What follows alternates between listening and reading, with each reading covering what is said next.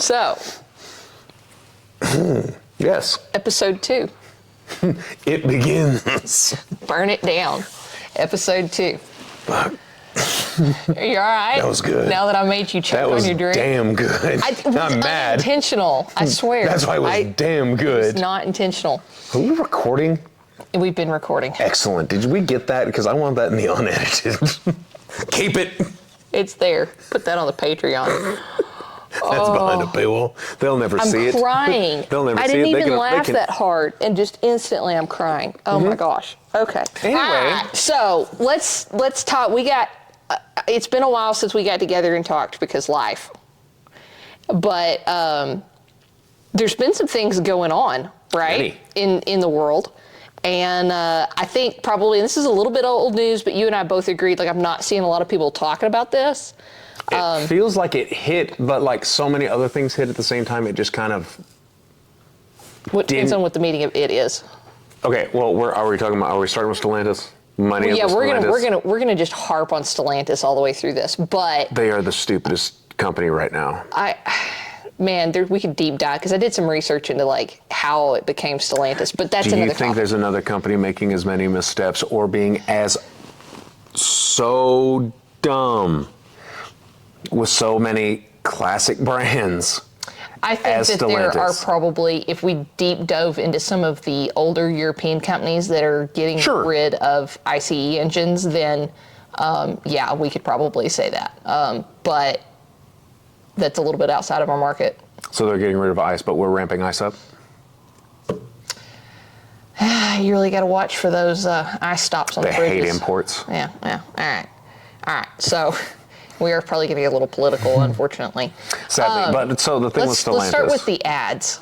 Sure. So this is going to kind of lead up to this next thing. But let's start with the ads on the Jeep screens.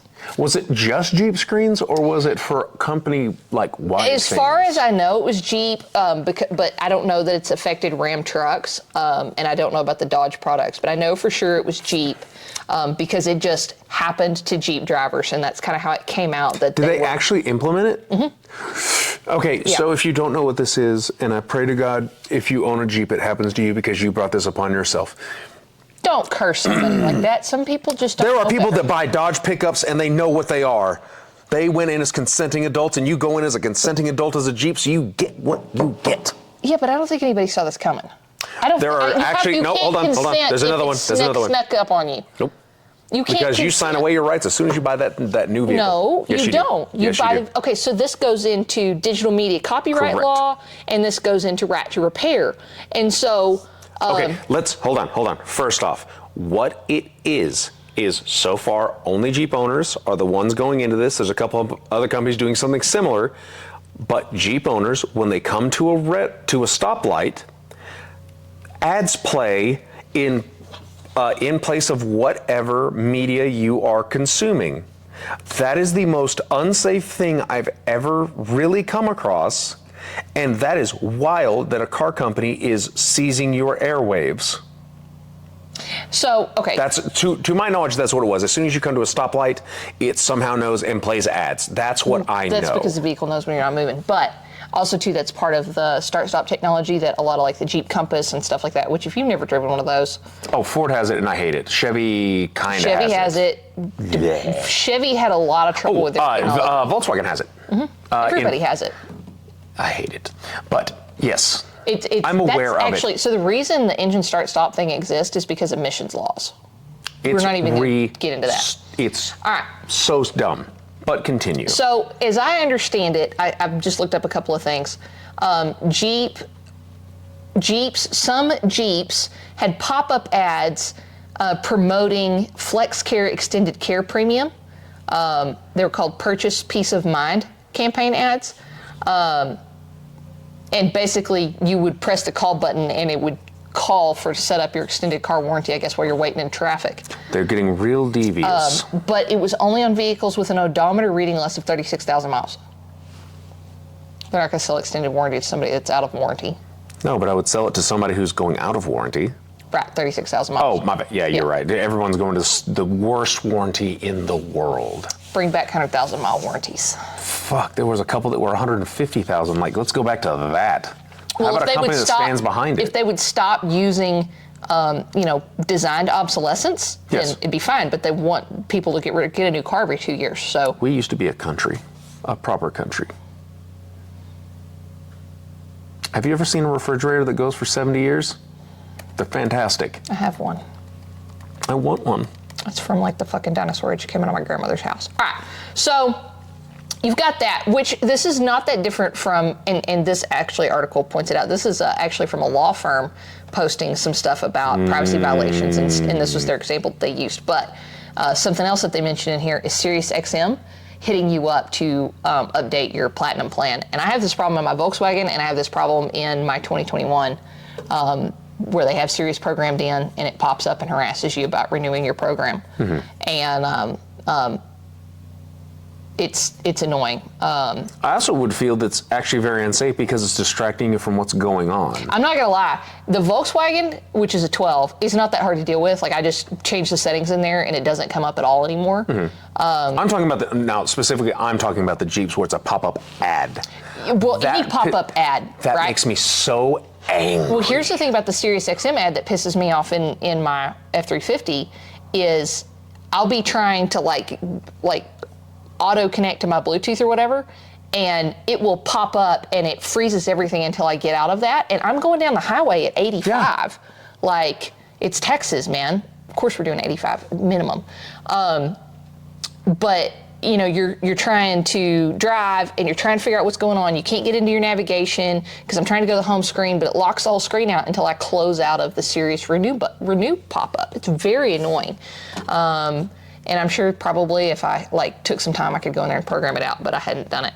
It wasn't an issue, but I noticed this on the Volkswagen. Like, it goes in cycles where it'll pop up and be obnoxious, and then it'll fuck off for a little while. See, I've never had this in the Toyota ever since 2019. Yeah. Since we've had it, I've never seen this. Well, and I've never had Sirius turned on that truck, but I don't know if the people that had it before me had Sirius or not. Like, we had the one that came with it, and then it's went out. And I'm not paying for it because I listen to podcasts and I can skip ads.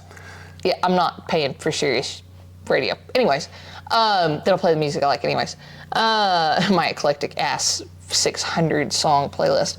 I have, I'm going to say over 30,000 tracks in my Apple. I'm fine. Oh, that's just the one playlist. But yeah, exactly. But no, I mean, I think it's super invasive, and I do think it is a safety issue.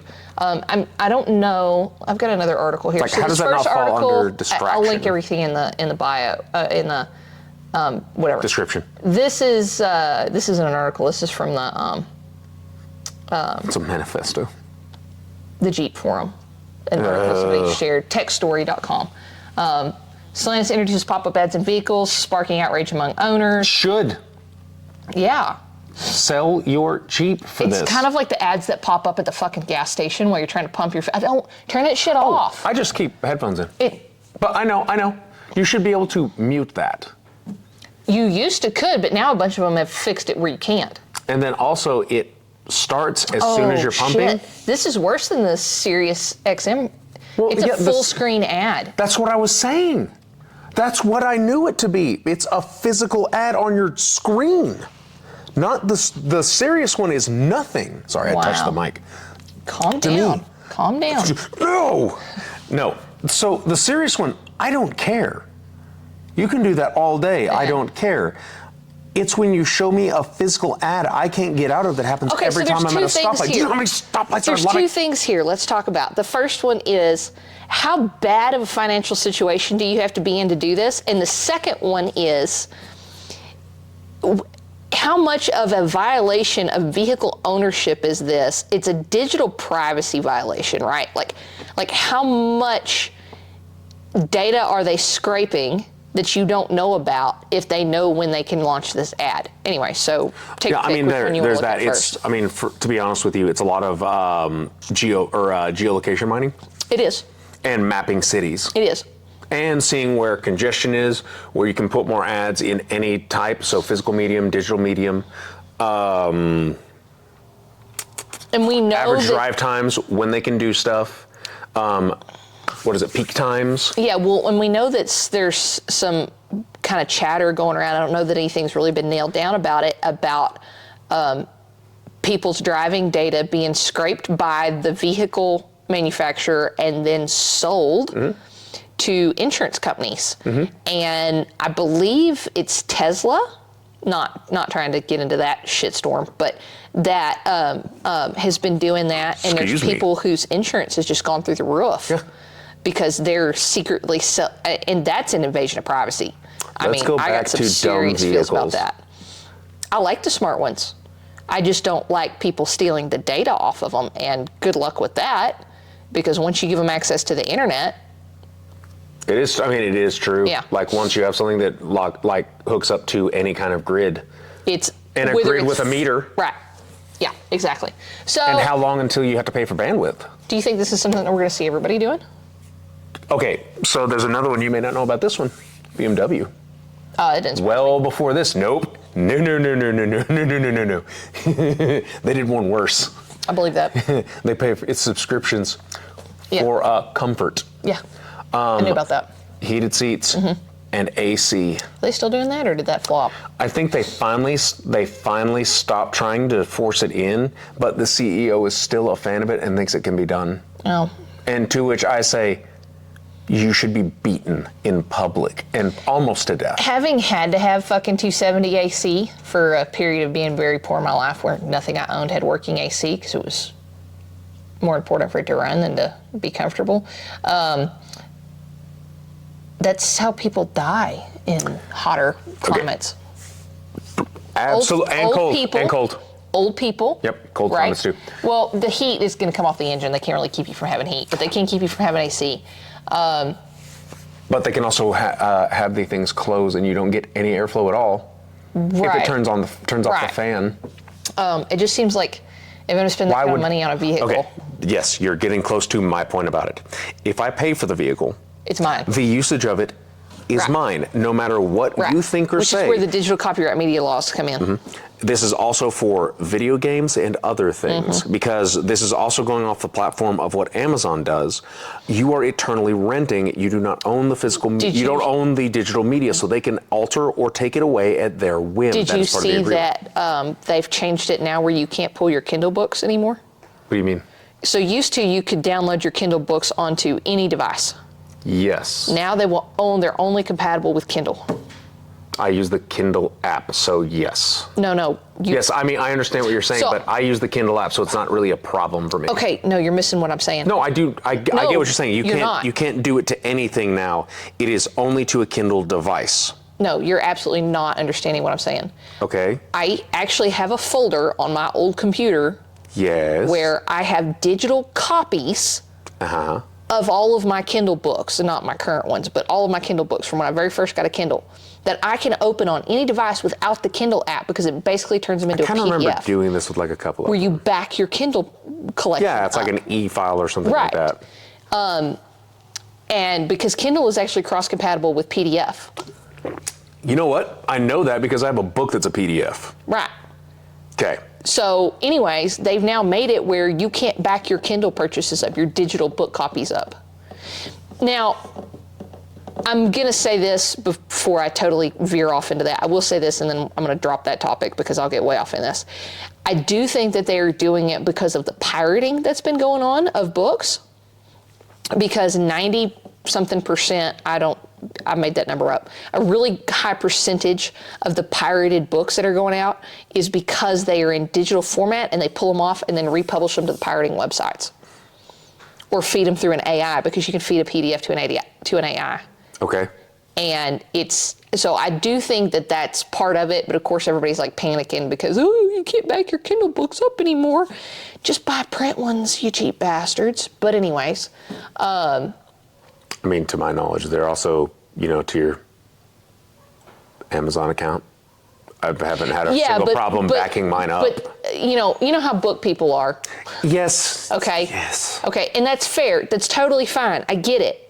I also have that problem. But if you like a book enough that you want to have a copy of it backed up, just buy it in print. That is also true. If I like a book enough that I definitely want to make sure I always have it because, again, you're at the mercy of the lords and masters. Well, we don't buy the physical. Just buy a cool physical or a cheap one. And I'm not gonna lie, I'm not trying to like flex any kind of wealth privilege here because we know that's not something I'm rolling on. I have in the last 3 years now since I started listening to audiobook, like actually listening to audiobooks for the first time in my life. It's 3-4 years now. I have, and I don't do this for every audiobook, but I have now a collection of books that I like, that I enjoyed an audiobook. And then I bought them in hard copy, and if a special edition came out and I really liked it, I probably have that too. Book people things, yes. There you go. That's like the Will of the Mini. I have 2 copies of the Will of the Mini. I have the first edition hardcover, and I have the special edition that'll match the first edition of the next book, which I already pre-ordered. Doesn't come out to my birthday, so. Our birthday, Rain and I's birthday. Well, not to brag, I've started and not finished at least a year's worth of book club books, so I'm doing pretty good myself. Why are you even in a book club?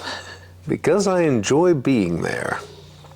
I'm alarmed. All right, so back to cars. Let's go wrap on Stellantis again. Stellantis Part 2. So let's get into the this is. Oh. Okay. Yay. This is going to lead into tariffs. So I'm gonna caveat this by saying that this is after the April tariffs. We're chain smoking topics. This article was written on April 10th, and it was published in Car Coops, by Car Coops. It was written by Chris Chilton. I'll link it. So what he's talking about is, and there's a couple of articles in here, and I'm not going to read the article to you, but basically, the FTC, which is Federal Trade Commission, and I read their paperwork the other night, requires any car that claims to be made or built in the U.S. to contain no or no negligible foreign content. Truth in Advertising explains. And no Jeep, Dodge, or Ram vehicle meets this criteria. Notice it says no Jeep, Dodge, or Ram meets this criteria. Even Tesla's Model 3, the most American-made car by content, contains 12.5% imported parts. Yes. Okay, this also reminds me of the 922 law for guns. For it to be imported, there's a certain amount of American-made pieces that have to be on it. So this does go for a lot of things that are assembled outside of the country. There has to be a certain amount of stuff in to provide that. Right. Or else that we would just import everything and we would just demolish American industry, which we have. We're fixing a deep dive into that. I know. We're fixing a really deep dive into this. So, anyways, they ran a series of ads across their Jeep, Ram, Dodge platform. If you watch TV or the internet, you've most likely seen them. If you've been on any I don't know thing, what the ads look like. I haven't watched them. They had to take them down. I'm not going to. You would just see their vehicle and it says American made. Anyways, but it was in the nature of Made in America. So I think this is hilarious because, first of all, one of the first of the big three to do anything, was Ford. And they came out and said, all of our vehicles that are going to be affected by the tariffs, we are selling at employee pricing. And I can only imagine the butt-sucking silence in Stellantis' office when that came out because they are hurting so bad financially. And GM too, because GM really can't afford to cut the prices on their vehicles. Well, they're already jacked up so high, and they're making like GM nothing. Is so financially unstable. Yes. Global Motors? Government Motors? That was the first time you broke into that one. It's global. Fair. Everybody had a hand in that one. Fair. So, I mean, I can only imagine, like, what went through. Anyways, they're in trouble with the FTC. So, I just can't imagine. They already are talking about mothballing Chrysler, which only has one vehicle left. Hold on. So, okay, you kind of glazed over why this is important. So they're putting out these ads that say American made, American tough, whatever it is, it's saying made in America, basically, or like assembled in America, however you want to phrase it. If it's made in America, this is so much funnier because they're not. Yeah, at all. They're not. Not a single piece or bolt of them is made in this country, and they're running ads on it, so it's falsifying claims and misrepresenting the product, and that's why this is so funny, and that the Federal Trade Commission went, wait, what? Okay, so check this out. All electric Dodge Charger Daytonas accounted for Okay, so this is Q1 sales. Let me find the number in here. I know what it is, but I wanted to have a source to quote. Basically, Q1 sales for Dodge specifically have dropped by 49%. I mean, Stellantis is dying. And they're trying to bring the Hemi back. So, they got rid of the... Do they still own Fiat or Yeah. the other way around? Whichever? Yeah, they own Fiat. Jeez. Hold on. I'll tell you what Fiat's numbers are. So Dodge Daytona's tanked. Fiat brand total U.S. sales increased by 239%, driven by their all-electric 500e. But here's the thing. We don't sell a whole lot of Fiats in the U.S. anyway, so it wouldn't take a whole lot to...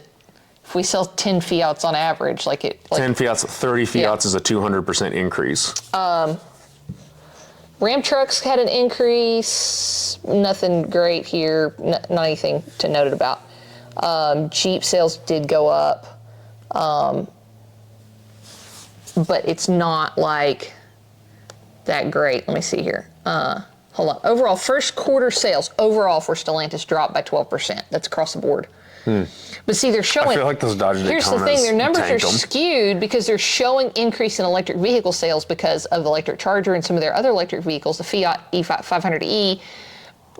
But what they've done, it's not that they've increased those over ICE engines, it's that they stopped producing ICE vehicles. Mm-hmm. So, of course, their electric sales are going to go up. So it's really skewing their numbers. Oh God, what? There's a name for what it is. But yeah. It's a falsified number because if there's no alternate thing, of course, that's yes. a positive. Yeah, it's a false positive. That's what we're looking for. False positive, but there's also something else. I was trying to find specifically where it was showed anyways, but yeah, it's really skewed there, but Dodge is not doing good now too, and they've been hemorrhaging. They've been supporting Stellantis as they've been one of their primary moneymakers right up till they stopped producing gas engines for their freaking sports car, which was an amazingly bad decision that everybody called, because as soon as they went no more Chargers, no more Challengers, and I think there was one other thing, and it's like, what? Those are the only vehicles you have. What are you doing? Right. So I hear the U.S. military is panicking because they can't offer them anymore. Offer what? That is a complete joke that you do not understand. Why? Because all the guys in Clovis drive Chargers? No, because it's infamous that the military would say, yeah, you can afford a new Charger on this, and that's what most infantrymen get. Oh. So why would they offer an electric vehicle now? You just made a whole lot of things make sense about all the Chargers that come to Lubbock on the weekend with New Mexico tags. Bang. It's a huge joke. It's not, because they're obnoxious. No, it's a huge joke because it's such a trope. That's really sad, too. It's very funny. Okay. And I think also Dodge has a huge military discount, and it's very funny. I don't think they've published any numbers yet, but there's some hidden backstory, some hidden paparazzi footage Lore? That was caught timing Ford Racing's test run at the Nuremberg Ring with the GTR Mustang. They beat their own record. Nice. For sure, they beat their own record. That's based off of the paparazzi reporter recording them. So I'll be interested to see. Their goal was to beat the current, I think, Ferrari record. Oh, fuck Ferrari. I think we all know that. Fuck Ferrari. Anyways, let's just say that Chevy needs to get their shit together with the Camaro because the Mustang ran like a 6.4. So, on this, wildly, the new ZR1 Corvette, the mid-engine, has beaten 5 records in the U.S. on 5 different tracks. Have you seen where the non-ZR1 models are all selling for like $50,000? We were going over this, but the one that stood out to me, so it beat, oh God, the Porsche 911 something G3. Yeah. Like GS2, G3, whatever they are. I'm not the biggest Porsche fan, so I don't know all of them. Beat it by like a couple seconds. It beat a Ferrari record holder by 3. The GT500 was on, I think, the Virginia track. And I was I actually do like GT500s. I like all the GT stuff. Snakes are fun. They just are because I love them. Hating. Like, No. I mean, No. It it's beat it not by a 10. diesel, but It beat it by 10. And all I could think was, yeah, the thing's an uncontrollable brick. Of course it should beat it. okay, so let's Around a track, it should beat it. let's shoehorn back into the tariffs thing. So we know that we've got Ford's like money makers. Every time you just say Ford, it always goes, the best in Texas. I'm inoculated by cultism. Okay. No, it's just the ads. The ads have gotten but me. I don't watch TV, and so I can just don't put that shit in my Ford is the head. best in I still Texas. have like dealership commercials from when I was a kid and lived in the Metroplex. Like I still have all their jingles stuck in my head. Fiesta, where you don't walk away, you drive away. Along with the Mears Mazda commercial that they used to play on the radio every radio break. The one with the frog. That's No, McGavick. That's McGavick. McGavick. Yeah, that's the one. I said Mears, but it's definitely Still McGavick. funny. No, Mears used to have one back in the day. It wasn't as catchy, but they used to have one back in the day. Yeah, they did. But the frog, the McGavick frog one. McGavick. And they used to play it on the radio, dude. Every radio commercial on every radio station had the McGavick commercial in it. Anyways, all right. So I guess, okay, so I saw a video. I didn't think I'd send it to you, and I didn't save it, but I commented. I'm sure I'm going to stir up the liberal shitheads.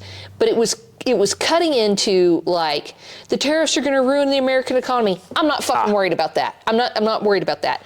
But what came up in the video is the guy's like, GM is going to go under because of the tariffs, because their plant in Mexico, they pay like $13 to $23 a day, but in America they have to pay like $23 to $32 an hour. And I'm like, wow. That's an imbalance. So you're okay with? How are you okay with that? It's okay. So it falls into this. People want to go, yes, everything will be so expensive, blah, blah, blah, blah, blah. The alternative is you keep them over. So for this phone, it costs cents compared to what it costs over here. It's slave labor. Right. So that's basically what you're doing is enforced factory slave labor. It's industrial slavery. I'm sitting here and I'm like, okay, even on an assembly line, I'll tell you there's like, they're going to have to use more robots. And I'm like, do you not understand how vehicle assembly lines work anyways? Have you never seen one currently in the ads? Like, I'm sorry, but here's what I'm going to say. That's what does all the welds. Do you think a person welds that much all day? No, it's impossible. And puts out what is it, like a couple thousand vehicles at least? I don't know. But, I mean, can you imagine? Okay, I don't know about GM stations, but I know at the Kentucky plant for Ford, you're looking at each station is only going to see a vehicle for about seconds. 3 minutes in the most invasive part of their job. Yeah, I mean, and a lot of it's just, unless it's the welding portion, which I would assume would take a smidge longer to make sure it's welded correctly. It's all done with CNC robots, yeah. Yes, I know, but to ensure QC, the person has to go and look at it, I would assume, just to double check, because machines go AWOL a lot. All the rest of it's bolt-in. Unless it's clipping in, I would assume that clipping... We're going to have to watch some videos of the Kentucky plant. But anyways, I guess my thing is I'm like, if you're being that cheap in your labor, by the way, this is the same town that Stellantis has their Ram truck plant in, so, they're not paying their people for shit. Because in America, Stellantis wasn't paying their people for shit anyways. But please put a screaming bald eagle sound when you say America. Marca. No, whenever you do it, please put a screaming bald eagle sound in, after you say America, and it just... Well, because during the UAW negotiations a couple of years ago, when Ford agreed to fair pay, it came out that a great deal of Stellantis' American employees weren't even on paper as full-time, but were working overtime hours without overtime pay and benefits. That's incredibly illegal. For several things. $11 to $18 an hour. For skilled labor. Okay, to go on Stellantis. And don't tell me assembly line isn't skilled labor. It's 100% skilled labor because you have to do it quickly. Yes. And know what you're doing and spot problems. But I guess my thing is like, how are you going to sit here with a chip on your shoulder saying that the tariffs are going to ruin the American economy by stopping American companies from exploiting people in countries outside of America, and then turn around and exploiting the American consumer? Because how are you going to tell me that a pickup truck with a diesel engine in it, made in, and I'm fixing to throw some shade at GM, made in freaking another country with parts from another country, even if they assembled it here, right? So they're getting base bottom dollar on their labor costs, right? And then they're going to turn around and sell it to me, not that I'd buy it, for, $85,000, $90,000. But you've got comparable vehicles that are being assembled. So maybe the parts aren't all from here, but they're being assembled in America, so they're paying more for assembly labor, that are selling for the same price. Mm-hmm. So tell me that GM is not just raking people's pockets empty. Mm-hmm. But they're not paying. They're paying less for the same labor as someone else. That's not okay. And it's like, well, they're not Americans. I don't care. Okay, this is a post coming from a group of people who are on the liberal side of the political stand. I'm really trying to wrap my brain around this. And I commented on that, and I'm sure that my inbox is full of some really hateful comments back. You should definitely do an aside where it's just you reading the worst ones and reading their name out loud. That would be so fun. I don't really want that kind of heat on the internet, but who cares? It's the internet. So there's a really, really simple question I'll ask you in response to your question. Okay.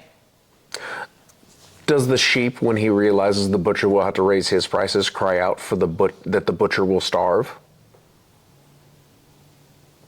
Hold on a minute. Restate that. Does the sheep worry about the butcher starving if he has to raise his prices? Well, if the butcher raises his prices, he's not going to starve. So the butcher is exploiting the sheep, yeah? Well, yeah. I mean, for your metaphor, yes, but... He is. I get your point. But it's that. Yeah. Okay. It's the same thing. But who's the sheep in this scenario? The people in Mexico getting paid shit, or the people who are crying about the tariffs? Those who worry about the exploiter. Those who rush to the exploiter's defense. Those who the sheep and the butcher. That makes your metaphor make a little more sense. But you've also got to remember, so we're or they try to inoculate us with this. By the way, GM was just the example in that. I'm going to wrap on Stellantis is definitely the villain of the piece. And Ford has stuff manufactured in other countries too. Like I'm not saying. No, we're not throwing shade at having other countries for manufacturing. It's the fact that they're exploiting in these places the cheapest workforce imaginable to be able to put out the product that they want. Right. Again, China. And there's been a lot of things that are developing with the China tariffs that are very, very fun, because China, being a place that they love stealing ideas and intellectual property, this is actually exposing that and giving countries, entire countries, an out to not deal with China and to deal more with the U.S. since we're moving manufacturing back, and to be able to do that. Yeah, but Orange Man is bad. No one wants to do business with us. While true, and my God, you worry about things like, those poor people. I was being kind of... No, I know, but there are those people. Cheeto Man, the Mango Mussolini. No, that's a good one. That has been touted, and I love the name, and it sticks. Mussolini. Mango Mussolini is... If I was him, I would have shirts done like that and wear a t-shirt like that and wear it under my fucking suit jacket to every foreign affairs meeting. I would hand them out to the Secret Service like crazy. That would be fantastic. Yeah, I would also have them wear off-orange suit, like ties and stuff, because there are so many little touches just to have fun. I would do it subtly. I would take the Republican Party red and just orange it a little bit. Not too much. I would just spray tan orange. Anyways, okay. Because I'm petty. That's why I bring him up. He's very petty. He's mani petty. He wrote the book literal on being petty. No, I'm going to tell you, yes. But you know who the master of petty is? Richard. Elon Musk. Damn, and here I was thinking NASCAR. The Petty family. They're the Kings. What do you think about it for a minute? Oh, no. He's very mad. And he's really getting to it. But look what they pissed him off. Yes. And he put himself in a position. Yes. He take all their worked his money. way up all the way. I think it's Spite hilarious. is the most wonderful thing in the world for getting something done. I think it's hilarious. And I think it's hilarious that the liberals are burning other liberals' Teslas because no red-blooded Republican went out and bought a fucking Tesla. But they are now actually, there have been record numbers of it, and the market's being driven. I'm still not going to buy one. It's not for you. It's for the people who pay attention to this thing. But also, here's another thing. If you're, and this is honestly as close to really political as we're going to get. This is always something that amuses me, but it's one of the dumber things you can do. If you already own the thing, you've already given them your money. What use is it to destroy it? You're spiting people aren't yourself. destroying their own cars. They're destroying other Tesla owners' cars. I know, but a lot of them are defacing their own. It's like when all the Republicans burned their Nikes. That's where I was going with it. You've already given them your money. Poured their Budweiser out. Which, good, you got rid of a shit product. That one I'll stand by. You still paid them. Hopefully it was someone else's beer. That's always the best beer to pour out. I made some money off of that. When their stocks tanked, I bought a bunch of Anheuser-Busch stocks. Yes. And then when it flipped back around, I sold it. Yes, if you're thinking in 4D chess, if it's a publicly traded company and there's a protest against it, buy it. Yeah. Because it will skyrocket afterwards. You will always see a raise in what you pay. Yeah. Yep, we're not financial advisors, but anyways, hack the system. Live! Do it. Go into debt. So I mean, I expect to see prices go up, but here's the thing. Everybody's acting like tariffs are going to be forever, and what they don't understand is tariffs are a temporary thing. They're also if you leverage them correctly, a negotiating tactic, which they are being leveraged for currently, and it's actually working. And I think my favorite is the one that's saying that Trump's doing it to line his own pockets, and I'm like, the man's already a billionaire. He doesn't need to line his own pockets. Also, he still doesn't take a paycheck from the U.S. government to do his job currently. Again, the man's a billionaire. He doesn't need to line his own pockets. Like, whatever. But what does he care about? Like our anti-blue collar attitude in this country and getting rid of all of or outsourcing all of our fabrication and manufacturing and we're stuff outsourcing like that, industry. Has had a massive detriment on the American economy. And people don't realize that. And it's like, why is everything so expensive? Because we're hemorrhaging money out of our borders. It's kind of like the whole movement of like buy local, shop local, there's right? a couple things, but sure. But we're hemorrhaging our money out of the country, and so the big companies that are using out of country manufacturing and then reselling it to us for a massive 350,000% insane number markup. Which is what we should be doing. It's like, well, they're American companies, but are they? Are they really American companies if they're investing all of their income in another country? No. You stop being American when you do that. So, to be honest, not a whole lot of that because we do actually get it a little bit cheaper usually. I say usually. But hold on. Again, you also have runaway money printing. You have politicians selling everything. And these are just going to be topics. We're not getting into them. These are just talking points. So you have the Treasury just running rampant.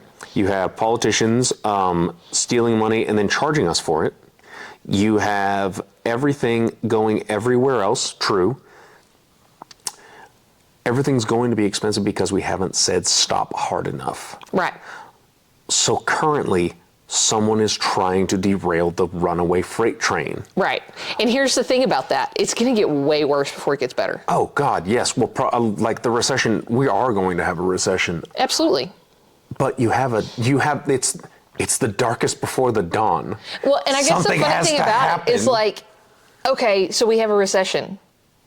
And then what? We bounced back before. So the 30s, the Great Depression. We had the 70s, the 80s. 2008. 2008. I think there was a minor one in the 2022 is not considered a recession. I was gonna say there was a minor one in the 90s. I think there was a dip. The deal in the 90s wasn't that big of a deal. We had the oil issues in the 80s, which caused kind of a minor recession. Same in the 70s. But it wasn't. That's when we saw a lot of things like the Mustang 2 and the Bronco 2 and stuff being developed because the price of oil. The stripping of horsepower. I hate it. Also ugly. For some reason, why couldn't you have made them still look good? It's just... I don't know, dude. Because you go from the 71 Hemi Cuda that looked... It was the last good Cuda. It wasn't great, but it was good. And then you went to the fucking next thing and it looked like something your aunt would drive, and it's gross. The AMC Pacer, the fucking Pinto. Was it the Pinto? I don't know. I really just went, am I just thinking of beans? What am I thinking of? There was no, a it is the Pinto. Pinto. It was the Pinto. Yeah, there was a Pinto. So it was the Pinto.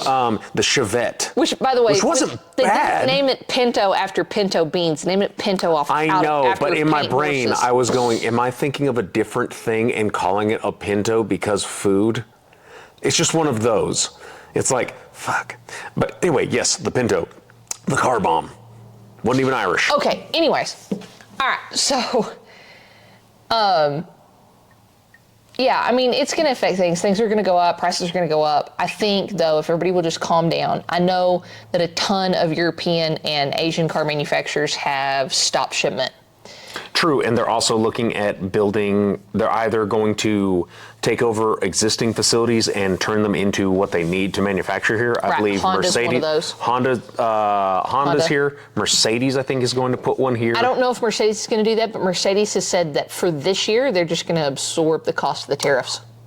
That's fine, they make enough money. Right. But no, Mercedes was looking at Alabama. I believe that.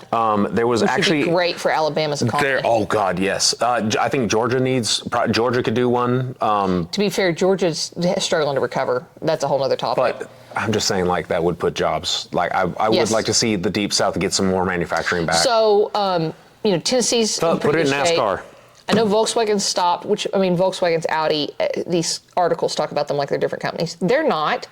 But I think what a lot of people in automotive don't understand, and a lot of people in the diesel industry don't pay any attention to, is Volkswagen Auto Group owns a semi-truck production company, and they bought Navistar like 3 years ago. Okay. And so I think what a lot of people do not understand is that, okay, so Volkswagen's going to stop shipping European cars in here. They had backed off a ton of that anyways. They have a massive plant in Chattanooga, Tennessee. I own 2 cars from there. I didn't know they were in Tennessee. Mm-hmm, they're in Chattanooga. And so yeah, my Volkswagens are German hillbillies. They're volunteers. Yeah. But they also own Navistar, and I know Navistar has really struggled, and that's part of why they went up for sale. There was a lot of negotiation there leading up to that. I know that Volkswagen had actually approached Ford to go in partners with them on it, and Ford was like, we done did that Navistar thing. Y'all can have it. What is Navistar and what does it produce again? Navistar International Trucks. Okay. Yeah.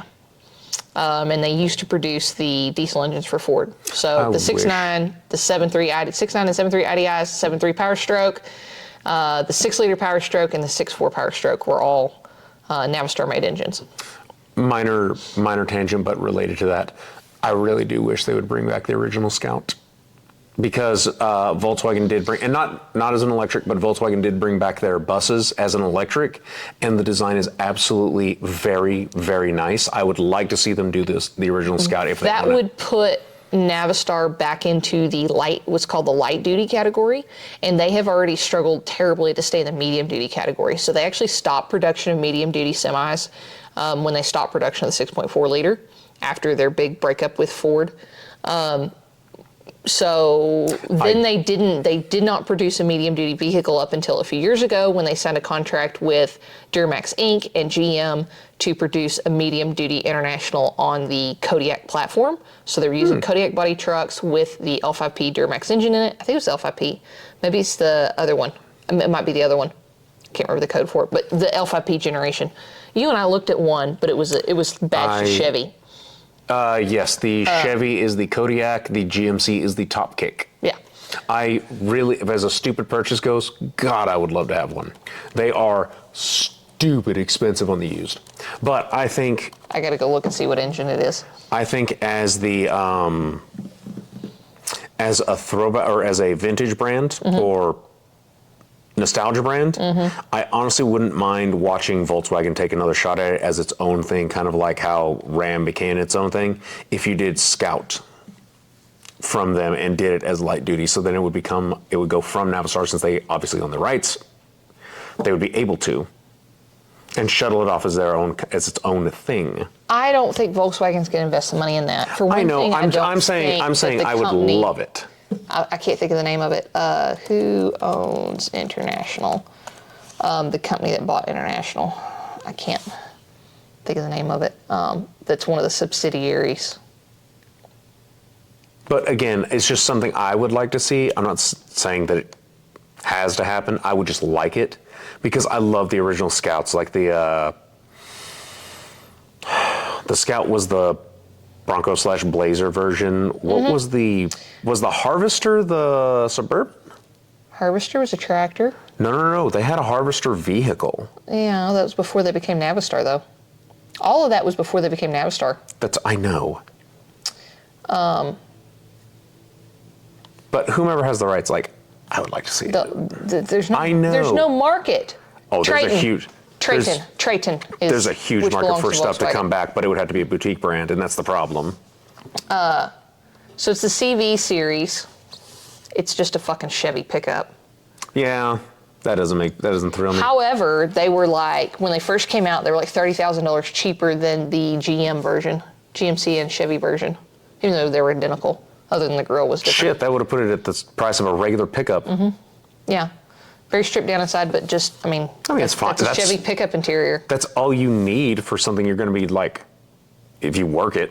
Yeah, but, yeah, well, anyways. An International 6.6, that is a Duramax. I always laugh when I see 350 That is horse. an L5P Duramax for sure.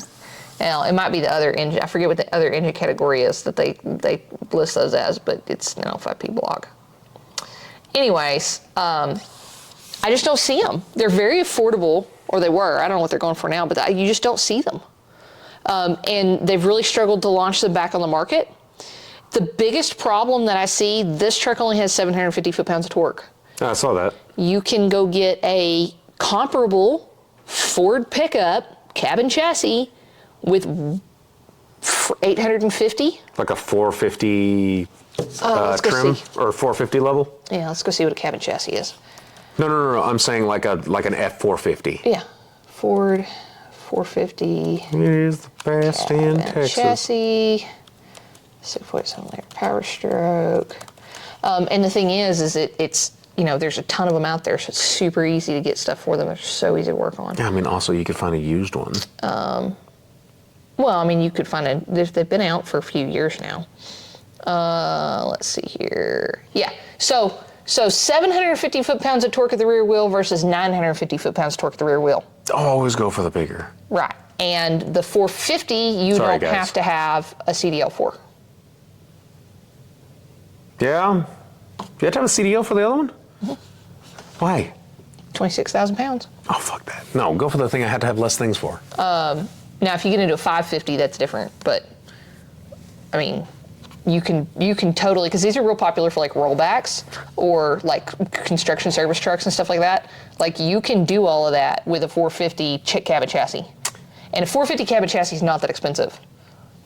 There was I say that like they're cheap, they're not. There was a 70s model rollback Chevy. Dually cabin chassis, narrow frame 450, $54,000 to $70,000 depending on your options. It's already right there. Yeah, like with 900 with a better powertrain. Yeah. So I see the problem. It's just not marketable. But they signed that contract with GM right before Triton Volkswagen bought them. So. But this is also the reason you don't see Toyotas with a diesel. There's no market and no one's asking for them. Here. Yes. Yeah, because according to the EPA, diesels are ruining the fucking environment. Well, no. Like, there's genuinely been no interest in it, so they haven't even floated the idea of the Tundras with a diesel. Wait, do you know about the new Ranger? It's only going to be available in the Australian market. It's called the Ranger Super Duty. I did see this one. And it comes with the little diesel engine. Yes, it actually looks awesome. Factory winch, factory metal front bumper, the fucking factory snorkel, factory work flatbed. rear on it was sick. Is that not the baddest? And it's ass? also got a lift. It's a little bit wider body. It's got actually pretty good stats on the drivetrain. Fucking mint. I want one so bad. The other one I saw, and I really hate to say this, it was a Jeep. But it was a... I know what you're talking about. I saw it. The one that has the canvas and everything? I'm not gonna lie. So far as Jeep projects go, with that redesigned retro I'm just gonna say redesign, that I feel like that particular design is targeted very heavily at any country that has a lot of guerrilla warfare, because you could just put a turret on that real easy. It's targeted here. Because that was the show here. I'm just saying. No, but sure. But the way they actually went about that is, in my opinion, the way a Jeep should be. Those are how Jeeps should be. Okay. Not the pavement queens. Let's shift gears before we hate on Stellantis anymore. That seems unfair. Okay, actually, I do have a question about Stellantis itself. Is Stellantis an actual thing, or do they just buy things? Ooh, are they, what are those? A financial, what is that? not institution, but the companies that are buying stuff up and putting them under, the company that bought Joanne Fabrics. Well, it's also like the people, not a hedge fund, but something like that. Hedge fund. I don't know what Stellantis actually is, because there's also the Freedom Group that bought Remington and a few other gun brands and ruined the shit out of them. There's the BlackRock owns hedge funds. Yeah. No, but BlackRock owns the most realty by any of them, by a large stretch. So you know how they're doing that? The hedge funds, they're buying companies.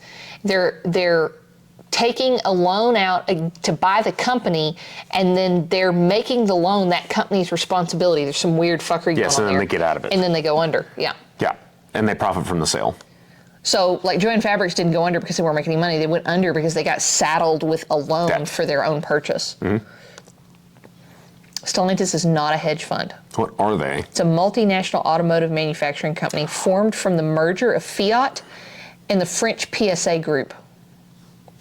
I didn't expect that. I expected, because of all these terrible missteps, that it was a hedge fund. No, they're just dumb. Huh. They're just really dumb. They own Maserati, too. Well, they're French. They've been putting Jeep parts on Maseratis for like 5 years. No one likes Maserati. Well, I've gotten rid of, if you go look at their brands, like, they've only got a handful of vehicles. So they own Arbarath, Alfa Romero, Chrysler, Citroen. I know that I say that one wrong. It's Citroen. Citroen. Dodge, DS Automobiles, which I had to look that up. Fiat, Jeep, Lancia, Maserati, Opel, Peugeot, Ram, Vauxhall, and then two companies that are... Yeah, mostly foreign brands. Two rental companies or lease companies called Freedom Move and Leases.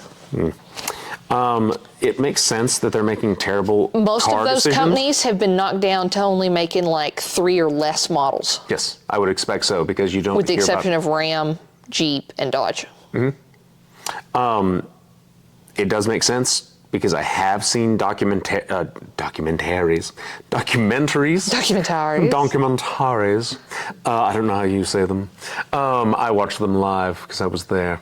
Anyway, on French vehicle history, and I will tell you right now, no one hates cars more than the French. I am dead serious. The designs are nonsensical. Their government hates vehicles, and it's just a different part of the world, man. From what I've seen, I don't know. They a lot of things I'll trust the French on. But I feel Cooking, like that's wine, stereotyping. romance. It's not, because in no other thing do they approach it in this manner, because it's art, and then hold on. You also have to give them credit for revolutions. No, I was getting to that. Actually, they do, whenever it has to do with their government making a stupid choice, they make an equally Absolute violent credit. choice. Absolute credit. Because, okay, so they had these red light cameras every like mile or so on their highways, and they were getting exorbitant tickets. So in form of protest, everybody who was driving, they all agreed on a day, parked their cars, and destroyed every single camera and set everything on fire on the highways. I'm for that. Like, why can't, like, love it. We're supposed to be the United States of America, but we can't even get together on getting rid of traffic cameras. All right. And for some reason, New Mexico. Well, one thing I do want to... If you've driven, you know. I'm not trying to go after New Mexico. What are they going to do? Come here? They already are. I started to say. And they suck at driving. To be fair, there's a lot of people here that suck at driving, and I'm just going to say that saying somebody sucks at driving because of where they're from is and bullshit. It's amazing how many of them have green chilies on them. Over the United States, and there's nowhere I've been that anybody knows how to fucking drive. But anyways, all right. So you made me forget what I was going to say next. Good. Oh, the used truck market. So I'm always on Marketplace. Like, I check Marketplace on the regs, right? And I kind of watch truck prices, specifically Power Strokes, specifically 6.7s, and 7.3s. Not really the 7.3s a whole lot, because around here it makes me sad. But I can't help myself. I kind of watch the 6.7s. In the last 2 weeks, I'm going to say, since the tariff thing, the used truck volume, just in our area, for diesel pickups, like to the point that I'm starting to get some rollover from like the Duramax and the Cummins searches, which I don't really look for, has gone through the roof. Real fast, and you can edit this out. Is there supposed to be a light on our mics? Yes. Is mine not on? Is mine? Mine's on. Yeah, yours is on. Okay, I'm just making sure. Yeah.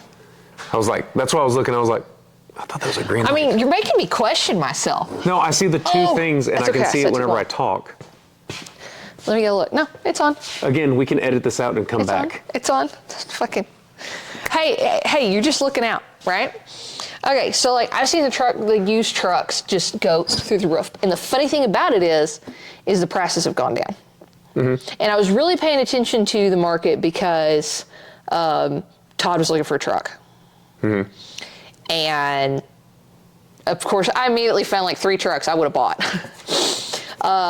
And he bought one, and I got some opinions on that, but whatever. Anyways, this kind of goes back to a conversation I just had with AJ about a truck his parents just bought that was like a loaded Platy, and it didn't even have the features that Max has, who's badged a Lariat, even though we know he's loaded. Mm-hmm. And has like the Platy package, even though it's badged a Lariat. But yeah, like, and AJ got into it with the salesman, and he was like, how come it doesn't have a bed liner? Where's the hitch? And it's got a tow package. It's got a puck system. Where's the factory hitch supposed to come with it? Even basic light, like super light trucks have a hitch. What? Well, they have to have a tow package. But like this truck even had like the puck, the gooseneck puck, and AJ's like $88,000 for a truck. It should come with a fucking hitch. And he's like, where's the bed liner? And the guy goes, well, that's all aftermarket. You can't get a bed liner from Ford. And AJ's like, I know for a fact you can, because I have personally been in one that has Ford factory liner on it. GMs have it on the build sheet. I have spent so many nights doing that and just seeing like, ooh, the sales options. guy was just gaslighting them. And I told AJ, I was like, you have to like take that off as an option. Like, I'm like, so basically they spec'd the truck and then marked it up. Anyways, they paid too much for the truck, whatever. I don't know. I was just about to say, they took off all the good options and then full marketed you. Exactly. Because it's a black Platy. But anyways, apparently the 2025s have the pillow top seats. Remember that F-150 Limited we got in? Yeah. That is sexy. Yeah, that is sexy. Now that we might start talking $80,000 for, right? So like, I just have an issue with that, okay? If you're gonna spend that kind of money, it should be perfect. But here's the thing. I say, you drove it back from Fort Worth, let's do your break-in oil change because you're at almost 400 miles. So, doing the oil change, fine, whatever. So these have this truck doesn't, but they've got the hood scoop intake on them, on the L5Ps. Mm-hmm. The water drain for that, when you open the hood, and I only say this because it was fucking snowing, when you open the hood, guess where the water drain now points at? You? The oil fill tube. Why? It's a great question, engineers. And you have to take that off to get your oil bottle in there because it's in the fucking way. And so when you take it off, it just dumps water everywhere. So hopefully you didn't take the cap off first. But when you open the hood, the air duct that goes across there that's full of water, because it's a hood scoop, just pisses water all over your engine. So there's an order of operations you need to remember before. There's an order of operations you need to remember. Thank God I don't have to deal with it. But he had a little bit of a panic attack. But when I opened the hood and it just pissed water everywhere, I was like, well, that's good for the electronics. And the EGR is hot, so you had like steam coming off and shit, which is fine. But I'm like, it's dumb. Like you have, it goes all the way. Why not make it a runoff to a channel that you already have by the fucking glass? Yes. Like do something that makes some sense. So when you open the hood, and I guess you said, well, don't open the hood when it's wet. Well, fuck, man. It was inside, but it had been outside, and we'd been driving. Well, okay, like, tell the mechanics that. Yeah, like, come on. Anyways. No, we had to wait for a wet. We had to wait for a dry day. I just thought it was a really dumb design. It is. Like this just poor thought there. I guarantee you there's a vehicle that has something anything that similar. has a deal that you know you have to take off to pour oil in it that has nothing to do with the engine. I don't. And I'm just like, the amount of fuckery that had to go on. Like, why do you believe the salesman? Don't believe the car salesman. But also, too, I'm looking at the price of this truck, and I'm like, okay, this is fine. It's a nice truck. I don't think it's an $82,000 truck. Because if you break over 80, you better have fucking everything. I mean, that thing better have every bell and whistle. If it is over 80, it better have everything. To be honest, this is also, again, my argument with the Ram trucks. We're going to come back to this for just a second. We're going to boomerang back. Whenever you have a single cab dually, and it's $108,000, and this was before everything was so overpriced, so I guarantee if they still make them, they're probably $115,000, $120,000. Oh, I hate that. Because it's less truck. Ram dually? Yep. I mean, you pick one of those up for like 50 to 60. What particular? The sticker at Frontier. Was this during COVID? No, this is pre-COVID. Pre-COVID? Yes. Let's go see what the most expensive one we can make. But hold on, $5,000. And we were like, for what? Yeah, that thing better have fucking everything It better have a coffee maker in that bitch. I mean, there better be a TV, coffee maker, and foot massager. So we want the limited Longhorn. Sure. And we want the... Let me see if I can't find a picture of one. 8-foot box. Yeah, see if you can find it, because I'm having a hard time wrapping my brain around that. But around here, yeah, I believe that because of oil field.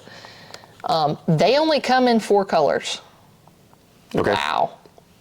Apparently they have a secret color menu, though, where you can get like banana yellow and some sort of flat turquoise and all that stuff.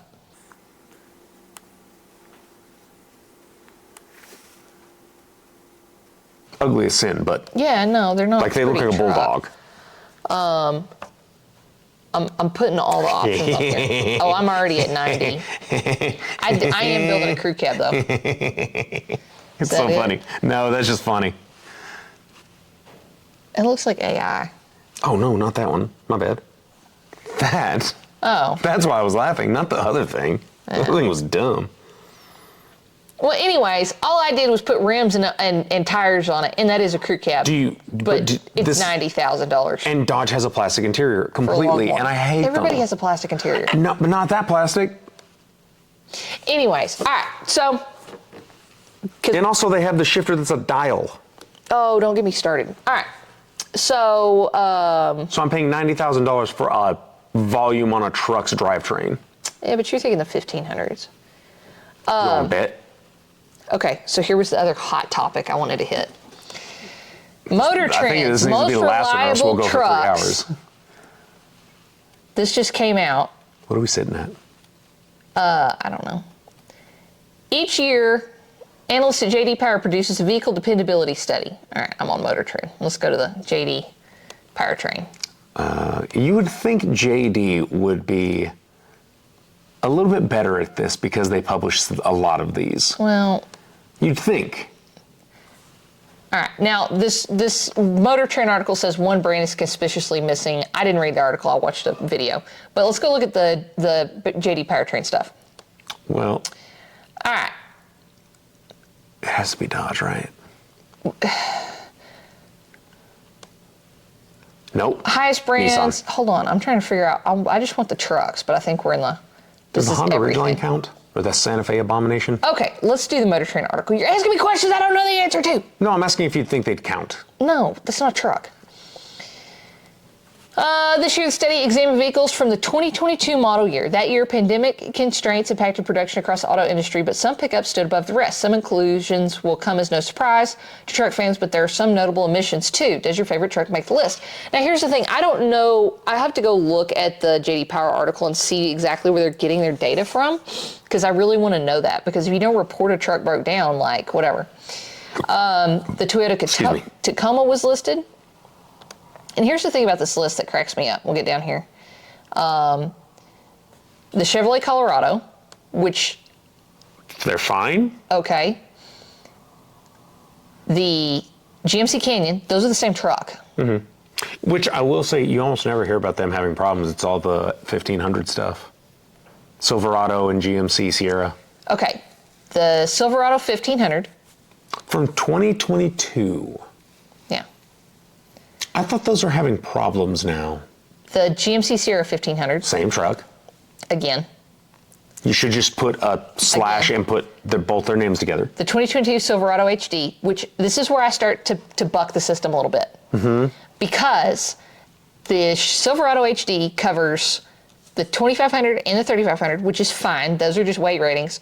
But we have multiple powertrain platforms here. Mm-hmm. And you've grouped them all together. I don't think that that's a fair measure. No, it's also not anywhere near a statistical way of doing it or a scientific way of doing it. Those trucks are in a group of vehicles that GM is under heat for engine failures on. Yes, that's what I'm talking about. Isn't it this year? Yeah, it's a whole bunch of, I've got a whole bunch of data on that. All right. The Sierra is the same thing. Again, the Sierra HD. These are the same It's just truck. a reskin. They have the same powertrains. Now...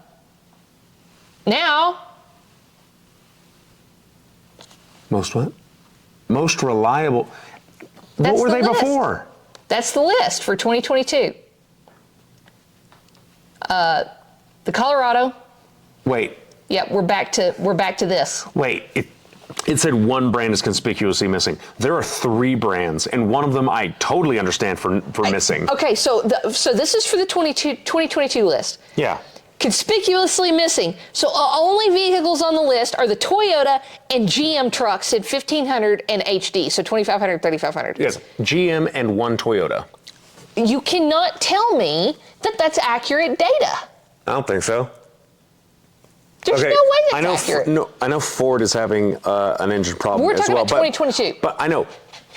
Can you look up and see if those Ford ones are from 2022? Hold on, we're fixing to go to the 24 list. Because they did it that way. All right. Most reliable trucks for 2024.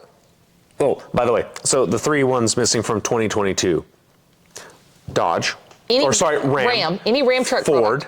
Ford. Nissan. That's it. We're not counting. We decided we're not counting the Honda. There's no way. Yeah. I would count that as a crossover. So, and I'm not saying that those vehicles don't break down. How is that accurate data when you posted the same truck? There's no way. There's no difference between a Sierra and a Silverado. They're the same fucking truck. They would have these same exact numbers. There's no way they wouldn't have different numbers unless it's reporting. Right. Ford would have to be on that list for how many fucking vehicles are out there. Yeah. Dodge just has to somehow drunkenly make its way to last. Nissan doesn't even get to, this is the one I was saying that I know why. Nissan is abysmal. Nissan doesn't even show up to meetings.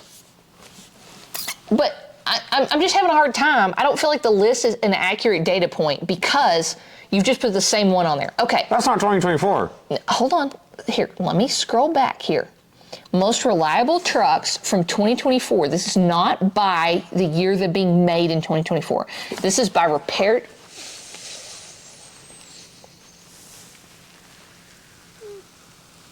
Our list of most reliable trucks uses data from J.D. Power's most recent dependability study. This is Motor Trend's article, which analyzes how year 2021 model vehicles are performing in terms of quality and problems per 100 vehicles in 2024. They should read most reliable 2021 vehicles, a 2024 report.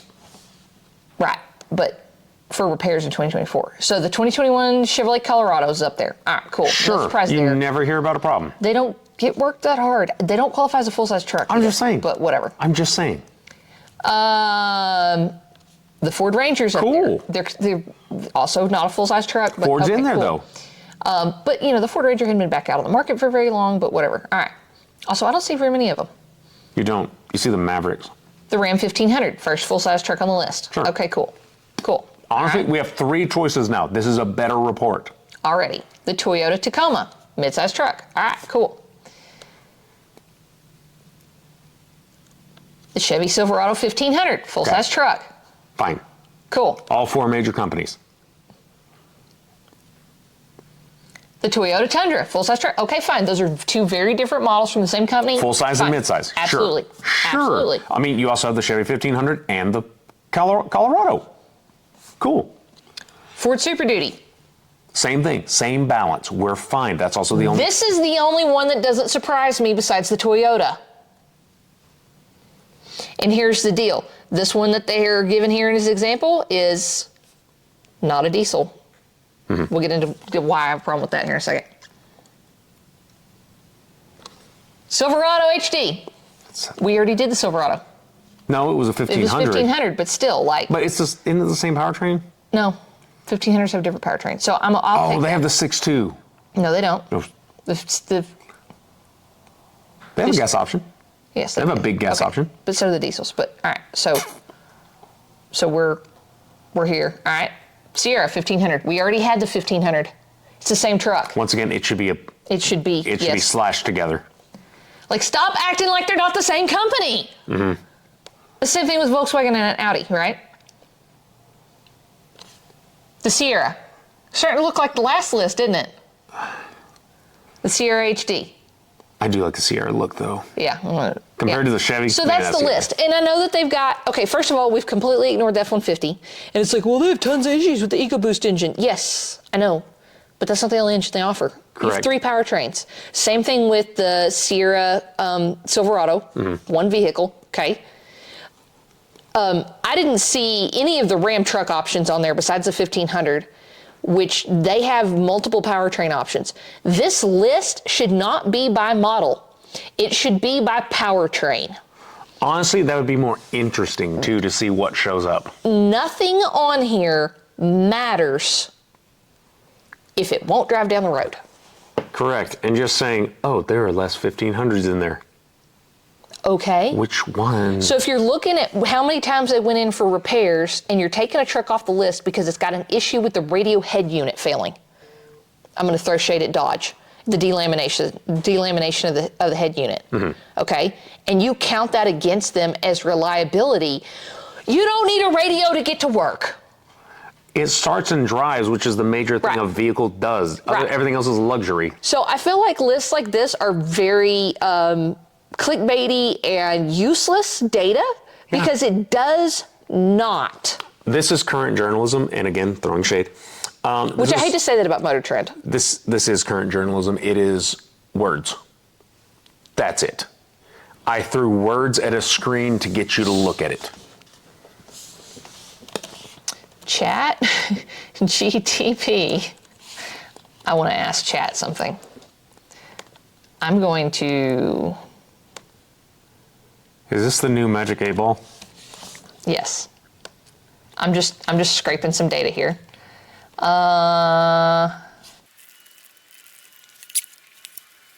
So according to this, the paragraph that I fed it off of this article that I just pulled it off of, without naming any names, was most likely written by a human, or at the very least heavily edited, which is fine. I was just curious. It even managed to identify the editing. So I was just Wait, curious. what did it say on editing? It said possibly from a site like Edmunds, Car and Driver, or Motor Trend. So it figured out exactly where it came from. So GPT. well, it can look on the internet. I just gave it to it. So, I guess the point in that is, you say it's just words, which raises the question, because we see this in going on in writing right now in publishing, is, how many of these articles like this are being farmed? Could be. Right. But obviously not at Motor Trend. Kudos to Motor Trend. So, anyways, anything else you want to cover? Because I think we went. Honestly, that knocked out a lot. We didn't even get into deeper into the manufacturing like I thought we were going to, but that's all right. He's fine. Easy? For this one. Because we talked about cars, but the tariffs are going to affect companies like John Deere, who right before Trump got elected had announced that they were going to move their primary manufacturing headquarters to Mexico City. I'm going to put it this way. If you ain't about it, fuck you. This is where we are. Right. This is where we live. Right. I want to see us succeed. I do too. If you ain't about it, go fuck yourself. If you want to be about that, if you want to be about another country, move there. Yeah. Which, there's a lot of people who are leaving, and okay. That's fine. There's no hate. There's a lot of people who want to come here. And I guess that's the thing about the pay difference that really just gets me, is there are so many people who are trying to get into this country for better pay, or come here and get green cards and send money home, specifically to Mexico in this example. It matters.